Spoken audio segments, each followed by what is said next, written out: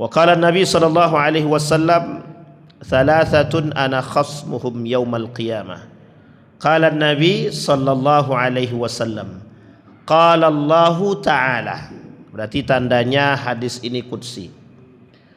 Qala Nabi sallallahu alaihi wasallam, qala Allah Ta'ala. Nabi berkata, mengulang perkataan Allah Subhanahu wa taala. Wa ma yantiqu 'anil hawa in huwa illa wahyun yuha. Nabi tak mengatakan sesuatu kecuali yang disampaikan oleh Nabi itu adalah wahyu. Jadi semua perkataan Nabi pasti wahyu. Tapi ada yang berdusta, ada yang palsu, ada yang dhaif, ada yang dhaif jiddan, lemah sekali, lemah hadis Nabi, ada yang hasan. Bagaimana? Tergantung pada perawinya yang meriwayatkan hadisnya. Ada orang yang menjadi periwayat hadis yang tak bertanggung jawab, mereka bisa dinyatakan palsu ataupun lemah sekali. Ada orang yang tidak siqah secara keagamaan, tidak bisa dipercaya, maka mereka bisa masuk dalam beberapa kategori. Satu di antaranya lemah sangat, ataupun kalaupun dia hanya tidak kuat secara hafalan saja, bisa jadi masuk dalam kategori hadis yang lemah. Bukan baginda Nabi Muhammad sallallahu alaihi wasallam, tapi periwayatnya yang mendengarkan hadis tersebut daripada baginda Nabi Muhammad sallallahu alaihi wasallam. Nah, di malam hari ini ketika Nabi mengulang perkataan Allah dengan redaksi yang sama, itu disebut dengan hadis qudsi. Hadis qudsi, perkataan dan makna datang dari Allah Subhanahu wa taala. Apa bedanya hadis qudsi dengan Al-Qur'an yang sama-sama dari perkataan Allah Subhanahu wa taala? Hadis qudsi jika dibacakan dia tak dapat pahala, tapi kalau diamalkan baru dia bernilai ibadah. Tapi Al-Qur'an, man sami al-Qur'ana falahu ibadatun, man sami al-Qur'an, man qara al-Qur'an, wa man hafizal Qur'an, wa man tadabbara bil Qur'an. Yang bertadabbur dengan ayat Al-Qur'an, yang membaca, yang mendengar, yang menghafalkan, semua ibadah. Jadi mendengarkan ayat Al-Qur'an saja ibadah, pahala. Itu bedanya antara hadis dengan Al-Qur'an. Jadi Bapak Ibu sekalian yang berbahagia, Al-Qur'an itu di dalam ilmu Al-Qur'an at-ta'abbud bitilawatihi. Ta'abbud itu bernilai ibadah kalau ada orang yang membacanya, mendengarkannya. Apalagi mau bertadabbur, bukan hanya bertadarus. Di malam suci Ramadan itu bahasanya bukan tadarus, tapi qiraatul Quran. Kenapa? Cuma membaca, bukan belajar. Tadarus artinya belajar membaca Al-Quran. Jadi kalau bisa disesuaikan dengan maknanya. Bukan hanya membaca, tapi ada yang mengajarkan sebagai seseorang yang mengerti daripada Al-Quran, baik dari sisi tajwidnya ataupun dari sisi makharijal hurufnya. Nah, ini perlu diperhatikan, ini poin penting bagi kita. Di bulan Ramadan itu ada istilah syahrut tarbiyah, masa atau bulan pendidikan. Bisa dikhususkan 1 bulan itu untuk Al-Quran. Pokoknya selama 1 bulan itu tahsin di malam hari. Oh, itu bagus sekali. Itu baru boleh dinamakan dengan tadarus, karena ada unsur belajarnya. Tapi kalau dia cuma membaca saja, itu bukan tadarus, tapi qiraah. Lebih tepatnya qiraatul Quran. Bisa dipahami Bapak Ibu ya? Kembali kepada poin tadi, kata baginda Nabi Muhammad sallallahu alaihi wasallam, wa qala Allah Ta'ala, "Thalathatun ana khasmuhum yaumal qiyamah." Yang pertama kata baginda Nabi Muhammad sallallahu alaihi wasallam, "Rajulun a'tabi thumma ghadara." Ada seorang pemuda mengambil janji kepadaku atau mengambil sumpah kepadaku, kata Allah, thumma ghadara. Kemudian dia kabur, dia pergi. Bahasa pergi, mengingkari.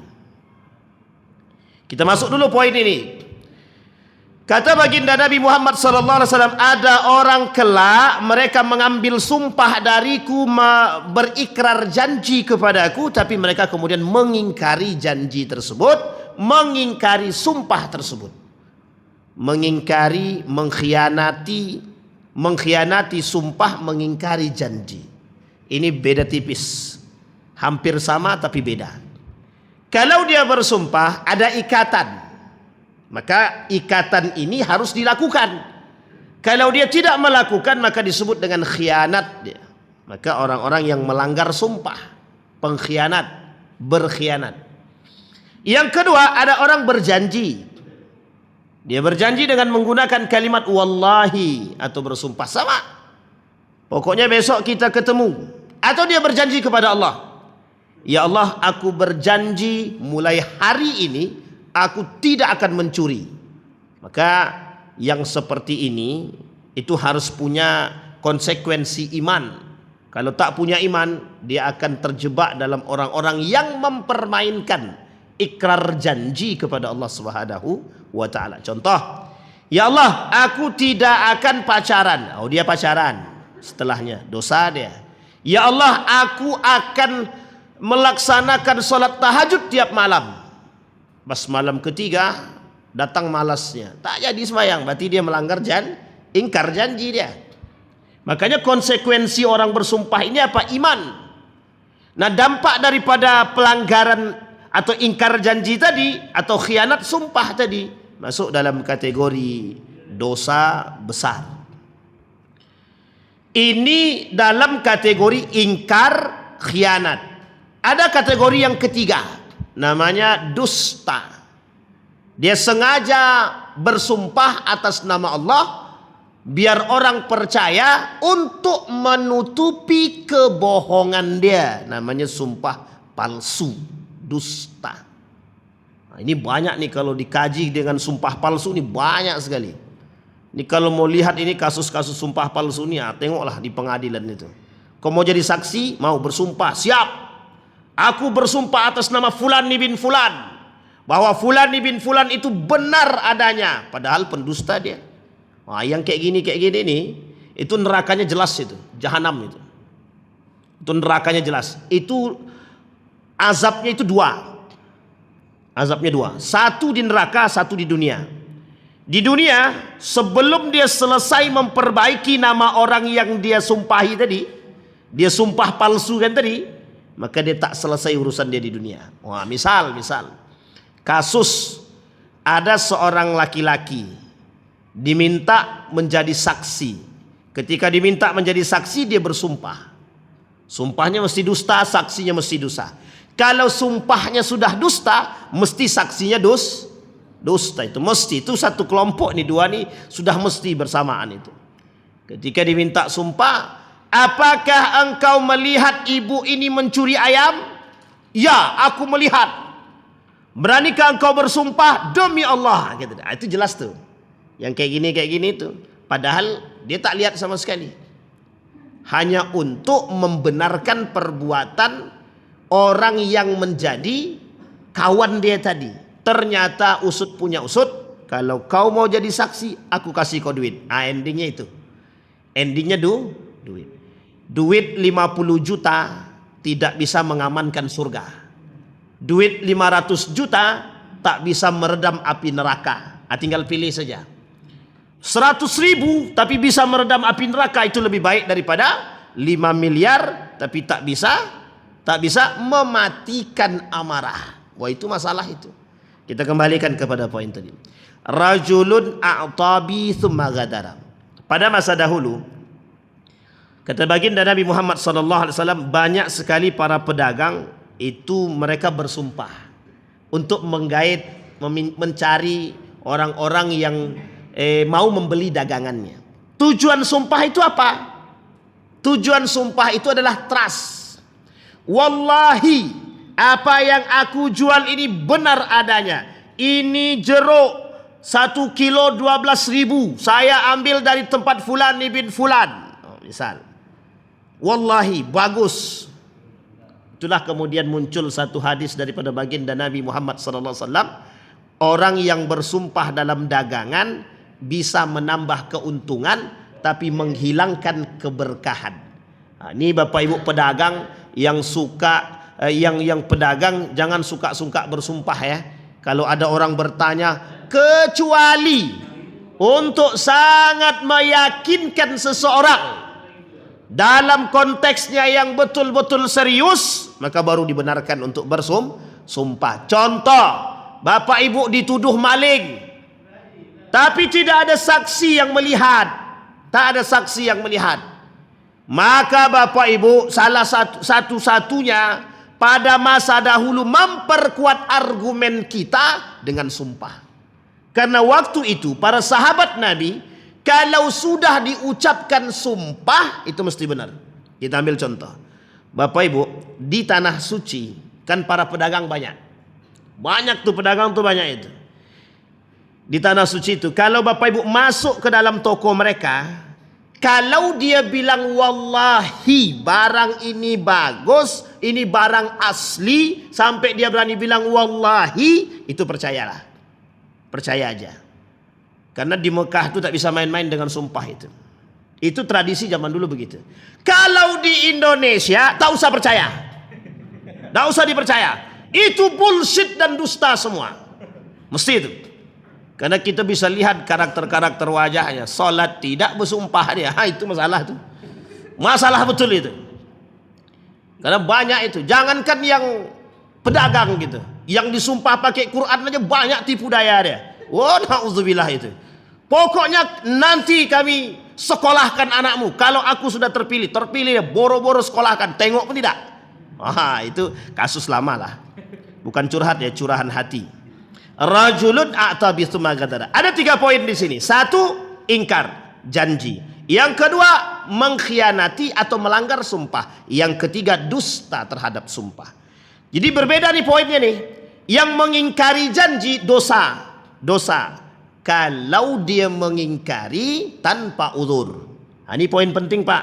Misal bapak ibu berjanji dengan orang, ada uzur syar'i, maka tak bisa bapak ibu masuk dalam kategori ingkar janji. Tidak bisa. Misal bapak ibu sudah janji ketemu dengan orang di masjid, dilalah anak ibu sakit, tidak sempat memberitahu, maka ini bukan sengaja melakukan ingkar janji. Tapi bapak ibu berjanji, tapi kemudian udahlah besok ajalah kita ini, nantilah, orang sudah nunggu bapak ibu tidak datang. Ini penyakit orang-orang yang mohon maaf sok-sok punya kekuasaan. Karena dia penguasa, apa kata besok ajalah kita undur. Padahal dia tidak ada kerjaan, cuma malas saja. Nah, orang yang begini itu kelak mempertanggungjawabkan perbuatan dia dalam konteks ingkar janjinya. Bro, besok ajalah kita ketemu. Uniknya manusia sekarang nih Pak, manusia sekarang nih, karena dia penguasa, sok penting dan sok paling sok lah, kan begitu. Apa kata dia?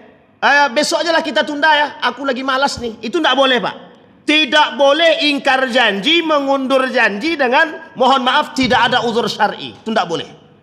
Meskipun sebenarnya dimaklumi. Uniknya manusia sekarang nih, karena dia berjanji dengan penguasa, dia yang butuh, tidak apa-apa Pak, tidak apa-apa. 2 minggu yang akan datang pun kami masih tunggu, katanya. Nah, ini manusia sekarang. Tapi coba orang yang di bawah dia, kenapa kau undur-undurkan sesuka hatimu aja, katanya. Nah, inilah penyakit kita sekarang, berbuat sesuka hati. Itu yang pertama. Jadi Bapak Ibu boleh mengundur janji atau tidak dikatakan ingkar janji ketika terjadi sesuatu yang bersifat udzur syar'i. Dan ini penting, harus dipahami. Dan yang kedua, jangan meremehkan janji. Jangan remehkan. Meremehkan janji jam 7.30 datangnya jam 9. Pertanyaannya siapa yang melakukan itu? Kita semua. Ada anak yang tepat waktu, pokoknya janji jam 7.30 datang jam 7.30. Ada istilah orang Indonesia, jam 7.30-nya dia itu berarti jam 9.30. Apa namanya? Jam karet. Meskipun tidak semuanya, tapi mayoritas. Itu mayoritas. Makanya sekarang ada istilah, kalau membuat acara rapat dimajukan jamnya, jam 8.30. Karena dia pasti tahu bahwa yang datang itu nanti jam 10. Begitulah penipuan hari ini yang kita lakukan demi merealisasikan sesuatu yang tak masuk dalam kategori disiplin amanah. Bagaimana dalam tinjauan Islam itu Pak masuk dalam kategori dosa. Berdosa kita tuh. Kita ini tak pandai disiplin amanah, tak pandai. Penyakit betul. Sekarang kita lihat bagaimana Islam mengajarkan itu. Oh, Islam sangat disiplin sekali. Orang yang sholat Isya jam 7.45 bisa enggak diundur sampai jam 8.45? Enggak bisa Pak. Tetap masuk jam segitu. Sholatnya tetap jam segitu. Iqamahnya tetap 10 menit Iqamah. Meskipun gubernur mau datang enggak usah ditunggu. Enggak ada kategori itu disiplin. Makanya mohon maaf pada masa Nabi orang-orang yang tidak disiplin itu enggak bisa. Harus disiplin dan semua tahu bahwa Nabi ini orangnya disiplin. Nah, itu penting tuh Pak, persoalan janji ini. Ini kadang-kadang kita nih buat janji ini memang ya udah tradisinya begitu Pak Ustadz. Ah, itu dia. Ingat Bapak Ibu, tradisi, meskipun tradisi kita jangan terlalu lumrah dengan sesuatu tradisi yang tidak baik.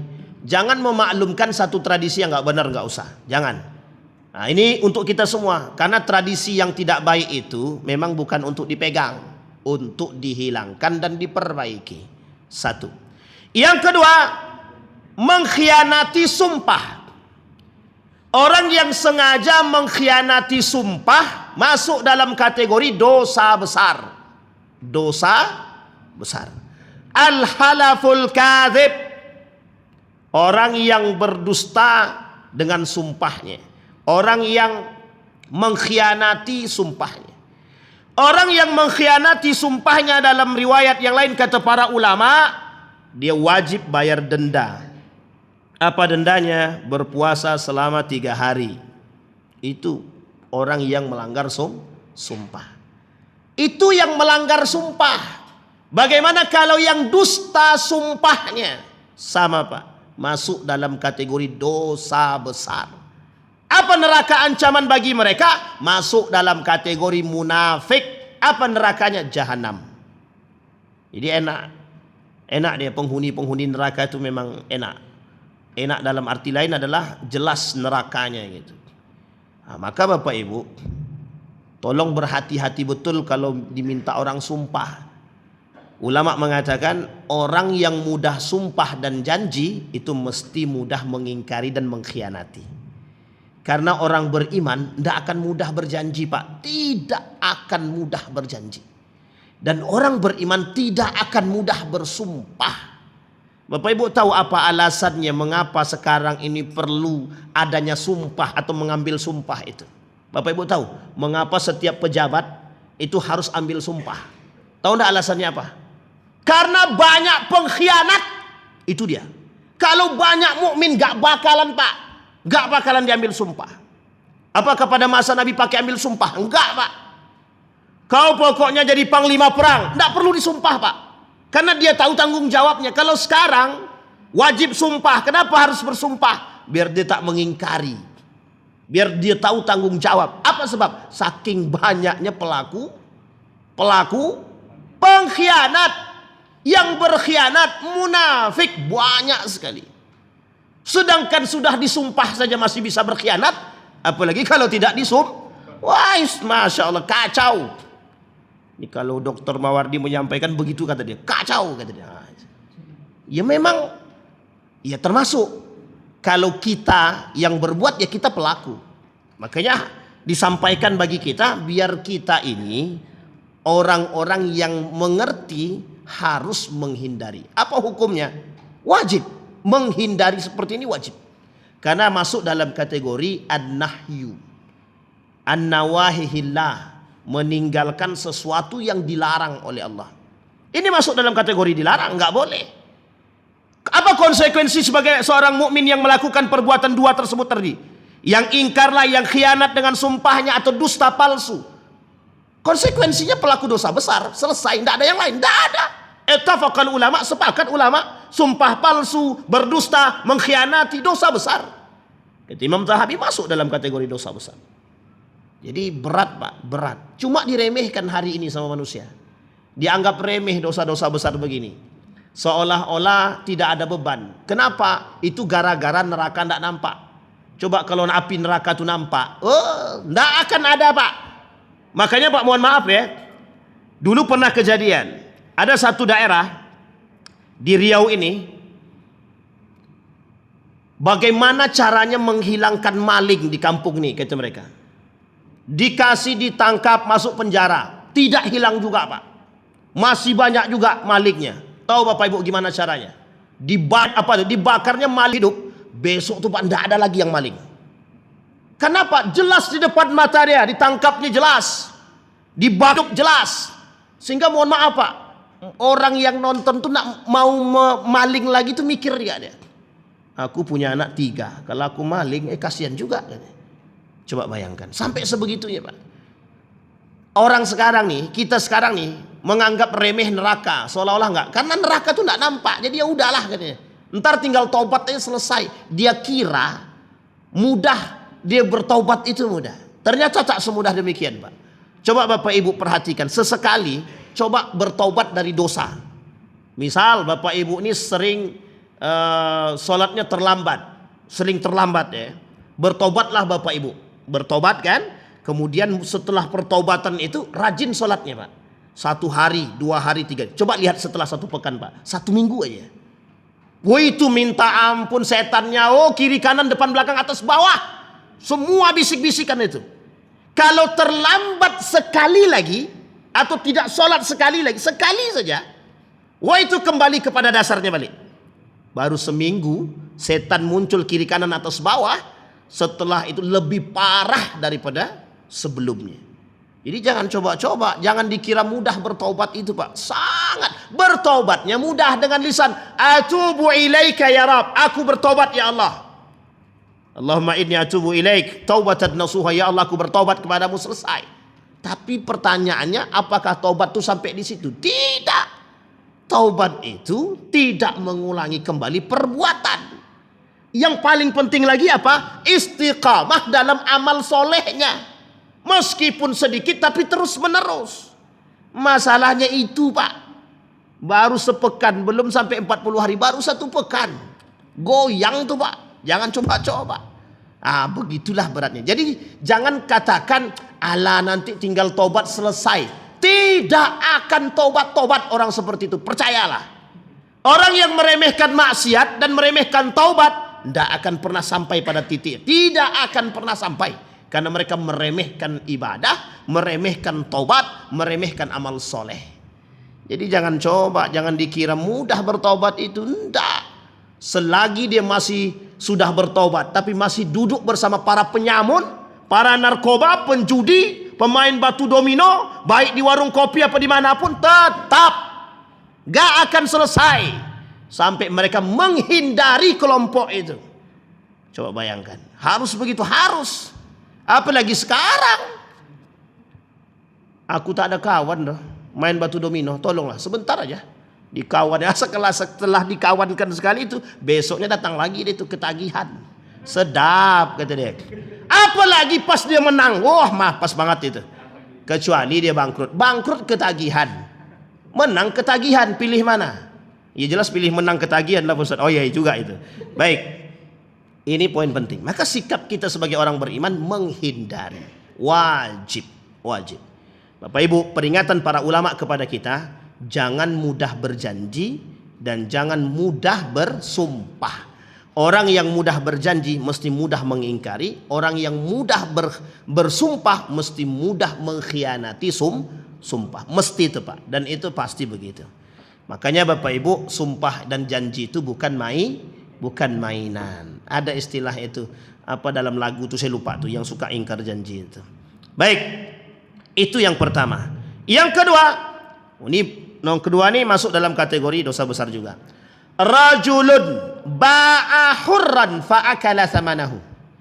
Ada seorang pemuda menjual orang merdeka, kemudian dia ambil manfaat dari hasil penjualan tersebut. Ini nanti kita coba spesifikkan. Kata Allah dalam hadis tadi, ana khasmuhum yaumal qiyamah. Kata Allah tuh, aku ini akan menjadi musuh bagi mereka dan mereka adalah musuhku. Jadi kayak yang tadi, yang ingkar janji, yang khianat atau dusta terhadap sumpah dia tadi, itu mereka semua adalah orang-orang yang dimusuhi atau memusuhi Allah dan yang dimusuhi oleh Allah. Jadi Allah memusuhi mereka. Kalau Allah sudah memusuhi mereka, kira-kira bagaimana Bapak Ibu? Ada keberkahan dalam rumah dia? Jangankan berkah, manfaat hidup pun tak ada itu. Orang yang sudah dimusuhi oleh Allah itu. Tapi bukan berarti tidak ada peluang bagi mereka dalam taubatnya. Tak, mesti ada. Pasti ada peluang untuk tetap bisa dekat dengan Allah dengan taubatnya. Dalam Al-Quran itu diperangi. Yang diperangi itu fa'zanu biharbim minallah. Bersiaplah mereka untuk diperangi oleh Allah. Siapa mereka? Diperangi. Ini berbeda. Yang tadi dimusuhi, ini diperangi. Yang diperangi dalam Al-Quran pemain riba dan zalim. Tapi maksudnya sama. Yang dimusuhi tadi memang bukan riba, tapi zalimnya sama. Riba, zalim. Yang khianat, ingkar janji, zalim. Zalim pada manusia. Zalim pada orang yang disumpahi. Zalim pada orang yang dijanjikan. Dia zalim semua. Jadi masuk dalam kategori al-zulmu. Sama Pak, orang yang berzalim. Persamaannya. Perbedaannya adalah kalau mereka pelaku riba, yang di sini pelaku pengkhianat. Tapi dua-duanya sama-sama pengkhianat, sama-sama pelaku kezaliman. Rajulun ba'a hurran fa'akala thamanahu. Seorang pemuda yang mereka menjual orang-orang merdeka untuk mendapatkan keuntungan dan mereka ambil keuntungan tersebut. Contohnya begini. Contohnya adalah ketika panti asuhan. Nah, ini pernah kita temukan. Ada panti asuhan tapi sekarang nggak tahu, mudah-mudahan sudah bertobat orangnya. Ada panti asuhan yang tidak ada isi anaknya. Cuma kapan donatur datang, anak di sekitar itu suruh datang. Nah, nanti dikasih dia 50-50. Misal dapat 20 juta kan lumayan. Anak-anak tadi dipanggil, anggaplah ada 2 orang. Kalau 2 orang kan per kepala 1 juta. Anggaplah untuk panti asuhannya 200.000. Ya kan, 200.000 berarti 200 kali 20 berarti berapa tuh? Sekitar 4 juta. 4 juta untuk pengelola panti asuhan. Per kepala anak itu bisa dapat 800.000 kalau 20 juta. Kalau dengan jumlah anak yang 20 orang. Tapi tak begitu. Dipanggil anak-anak tuh, dikasihnya. Berapa dapat dia kan anak tuh enggak tahu. Berapa dia dapat anak tuh enggak tahu. Sebenarnya Bapak Ibu, mohon maaf. Kalau ada donatur yang memberikan bantuan kepada panti asuhan, tolong diperjelas. Bapak Ibu yang memberikan bantuan kepada panti asuhan, tolong diperjelas. Bapak, kami memberi bantuan beras, kasih beras. Kenapa saya sarankan begitu? Kalau kasih duit, kita tidak tahu Pak. Nah, kecuali memang ada kebutuhan yang memang mereka membutuhkan bersifat uang. Dan pastikan, karena penipu ini banyak, apalagi masalah duit nih.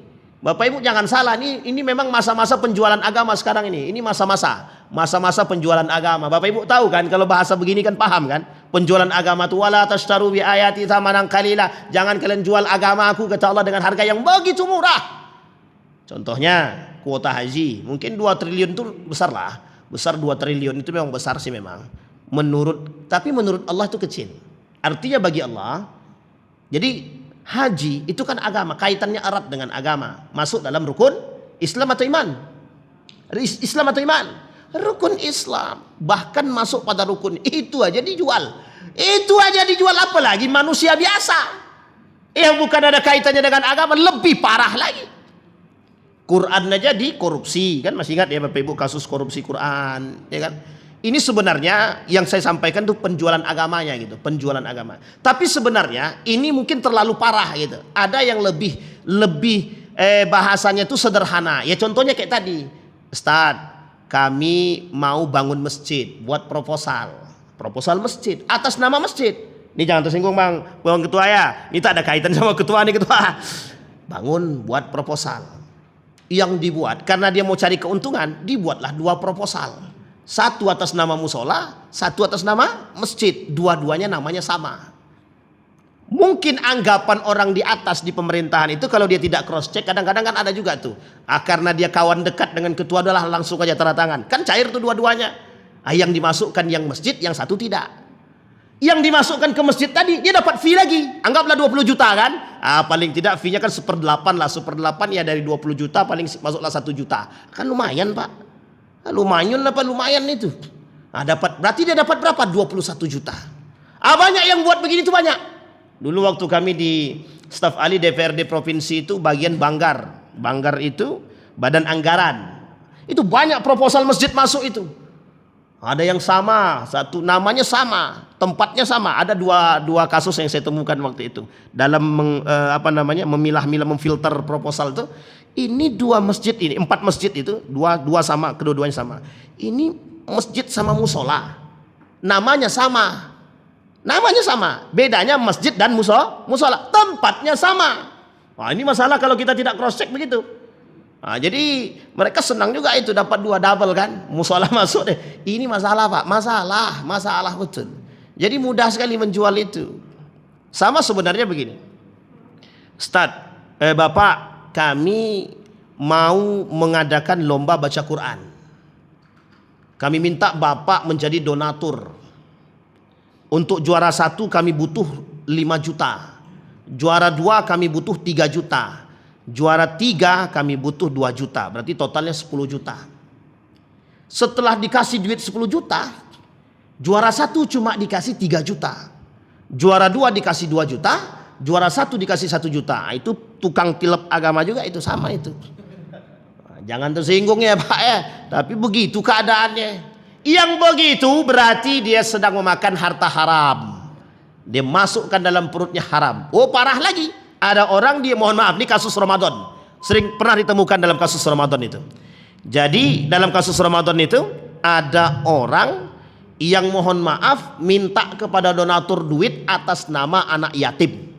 Coba bayangkan. Dan ini perlu dibahas, berapa sebenarnya dalam setiap bantuan, mohon maaf ya, kalau Bapak Ibu menjalankan proposal untuk siapapun apapun, bolehkah kita ngambil duit dari situ? Adakah hak kita dari situ? Ada, Pak, boleh, Pak, dalam fikih ya, dalam fikih. Tapi tidak boleh lebih daripada 1/8, dan itu tidak boleh dibenarkan, Pak. Dan ini hukum fikih ada. Jangan salah, Pak, kami pernah bahas ini dulu. Jangan coba-coba. Dan jangan buat sesuka hati. Maksudnya apa? Begitulah mudahnya orang mencuri dan maling. Dan uniknya lagi, masuk dalam perut dia. Banyak kasus di masjid kita temukan, Pak. Ada donatur berseliweran. Karena banyak donatur berseliweran, mungkin bendahara kecolongan. Masuk duit ke dalam saku. Itu parah lagi itu. Jadi banyak penjualan agama sekarang ini banyak, termasuklah kasusnya tadi itu. Makanya disebut dengan, kalau ini kaitannya dengan rajulun ba'ahuron. Apanya ba'ahuron itu? Ada orang merdeka yang dijual. Nah, contohnya panti asuhan itu kan yang dijual anak-anak, dan itu merdeka semua itu. Anak yatim merdeka, lansia merdeka. Nah, ini contoh LSM dulu ada namanya, apa namanya itu? Yang ketangkap itu, yang 100 juta gajinya itu. ACT. Nah, ini meskipun kita nggak membicarakan ACT, tapi ya pasti kena juga kan gitu. ACT dulu. Itu gaji ketuanya aja, kepalanya 100 juta. Kira-kira Bapak Ibu mau nggak tuh? Kalau 100 juta kepalanya saja gajinya per bulan, sudah dapat semuanya, kira-kira pendapatannya per bulan berapa? Bisa dibayangkan Bapak Ibu ya, berapa miliar pendapatannya. Yang kayak gini nih, memang lebih enak, lebih mudah. Cuman kan masalah itu. Masalah. Ini harus berhati-hati kita dengan hal-hal seperti ini. Baik Bapak Ibu, insyaallah kalau ada lain waktu kita ketemu lagi dengan izin Allah. Kalau Allah mengizinkan, kita ketemu lagi, kita sambung pada poin yang kedua setengah dan kemudian pada poin yang terakhir. Mudah-mudahan ada manfaat bagi kita semua. Mudah-mudahan bisa diambil pelajaran. Fa'tabiru ya lil afsar la'allakum tuflihun. Assalamualaikum warahmatullahi wabarakatuh.